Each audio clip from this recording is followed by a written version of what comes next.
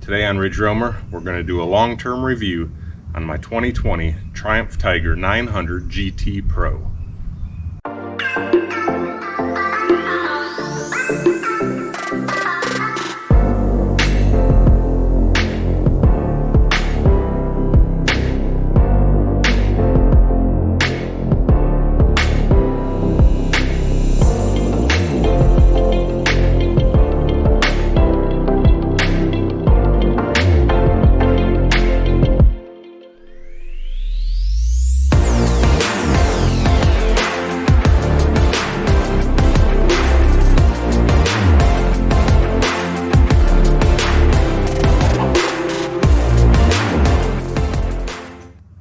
So first I want to go over what on this motorcycle I have added, what didn't come with it.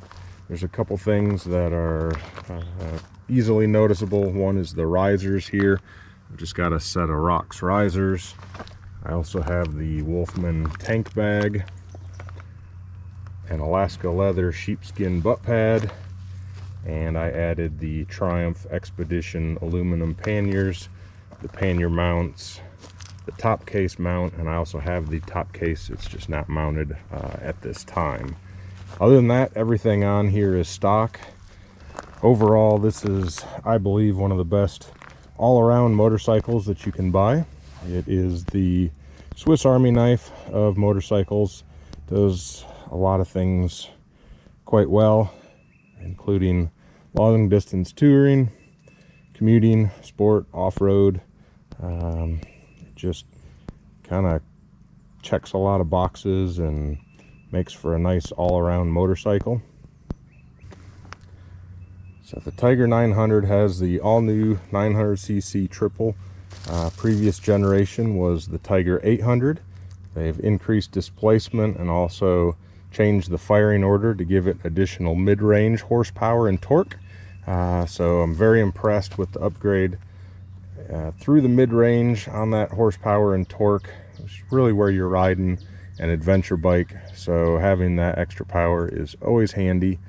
They kept the peak horsepower at 94, which I don't spend a lot of time at Redline, so not really a big deal what the peak numbers are anyway. They also changed the frame, so where the Tiger 800 had a one-piece frame, they have now separated out the main frame, the rear subframe, and then also made the passenger footrests detachable. So in an adventure type situation, if you do tip it over, instead of totaling your bike just because you bent a passenger peg mount or a rear subframe, you can now replace those. The Tiger 900 GT Pro comes with some nice features over the standard GT. Those include tire pressure monitors, the auxiliary driving lights. They are backlit switch cubes. It has the heated seats front and rear, the Triumph quick shifter, the shift assist system. Also comes with the center stand. The rear shock is the Marzocchi electric adjustable, so you've got the capability to change your preload and your dampening without any tools, all operated through the digital display. So that's some of the big reasons why I upgraded to the Pro version. It also has Bluetooth built into the display. All lights are LED, headlight, turn signal, brake lights, so you get very bright lighting. As you can see, I do adventure mine, and it's a little bit dirty right now. Does very well off-road, even in the GT form, but does get you a little bit lower seat height than the Rally. I honestly had a very tough time deciding between the Rally and the GT, but ultimately went with the GT because I spend a lot more time commuting back and forth to work and running around town than I do off-road, even though I do go off-road. All right, now if you're wondering about anything that I dislike about this bike, the list is very short, honestly. There's really two big things that I don't like about the bike. One is that once you've been riding off-road and you have your ABS and or traction control off, when you get ready to go riding again, say you stopped, had to take a drink, get ready to get back on the trail, when you go back to your bike and you turn the key on, it reverts down here back to road mode. It does, however, I will say it does give you the capability to return to the previous mode that you were in just by tapping the mode button and then pressing in on the select.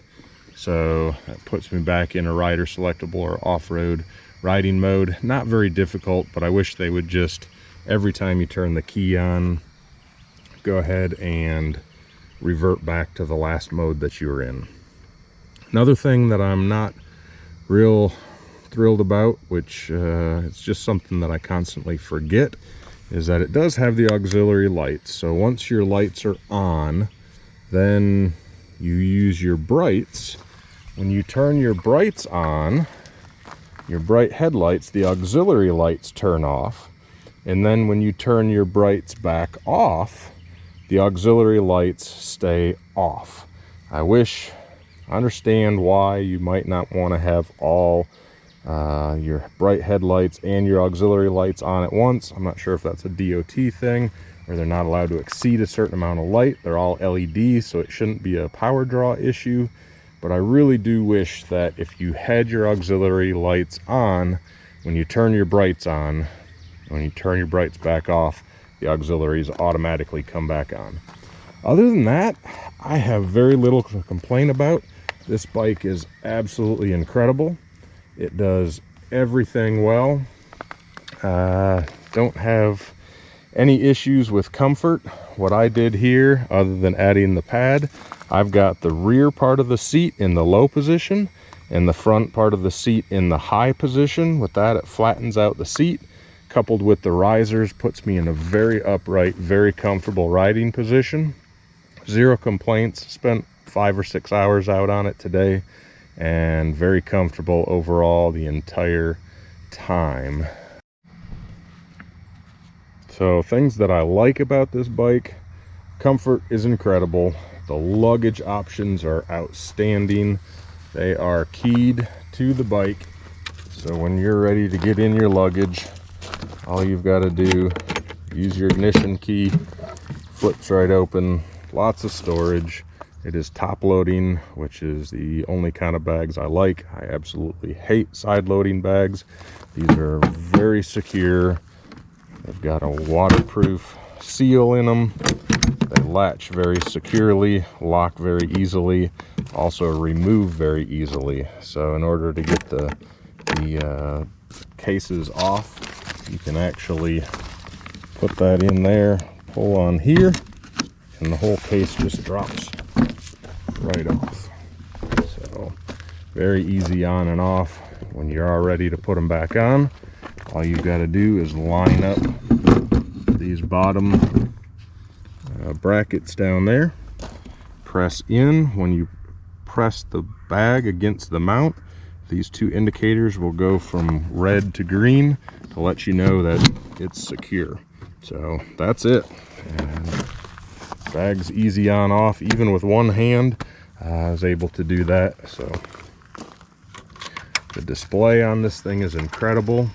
All the technology that you get, all the different features, the quick shifter, the heated everything, the electric adjustable suspension, just absolutely incredible. Wind protection is awesome. You do have the capability to raise and lower your windshield. This is something you can do while you're riding. Triumph added this bar, this crossbar here, to give you a little bit better handle of the windshield.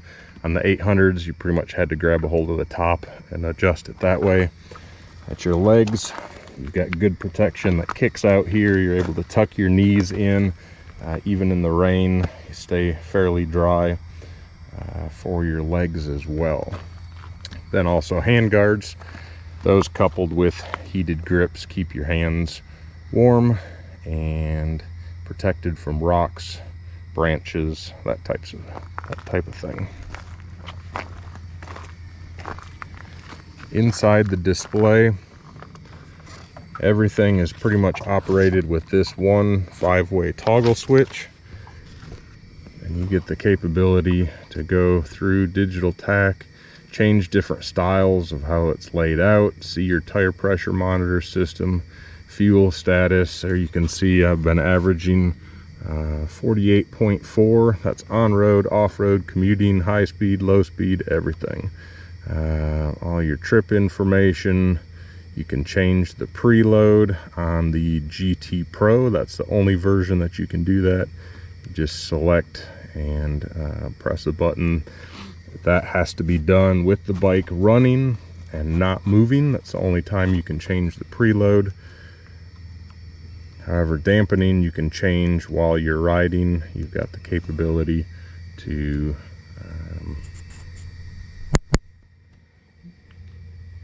increase or decrease the stiffness to set it up however you would like for that individual or that unique riding position that you're in. GPS is set up through the Bluetooth off of your phone, giving you turn-by-turn directions, how long till you arrive, and how many miles you've got left, but it does not show a full map.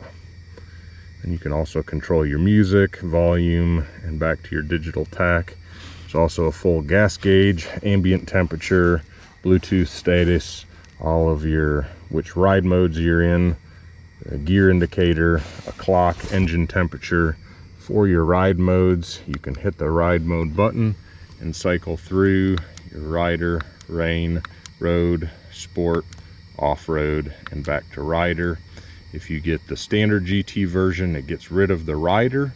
And that's fully customizable. If you get the rally, then that adds a off-road pro mode. But overall, very intuitive system. Cruise control operates just like it would in a car with set, resume, decelerate, accelerate, your auxiliary light button up here, and your heated seat button for the rider. The heated seat button for the passenger is back by the passenger. So been very happy. I have no complaints, no issues with reliability or performance. Everything has done exactly what I asked it to. The brakes are absolutely incredible. You've got dual rotor 4-piston caliper Brembo brakes that just absolutely grab. The rear has a lot of travel in your brake lever, which honestly I like. I like having the capability to meter that a little bit more than just it grabbing too hard too fast. Overall, 100% happy with this bike. One of, if not the best motorcycle I've ever owned. I have enjoyed it in all of the sporty roads we have around here. It's the most comfortable bike I have for back and forth to work. At 450 pounds, it's really easy to handle. And then off-road, it's a joy. It's not a motocross bike, not a true dual sport, not going to compete with a little 250 dual sport, but for basic trail riding and getting out into the gravel, disappearing into the woods, it is awesome.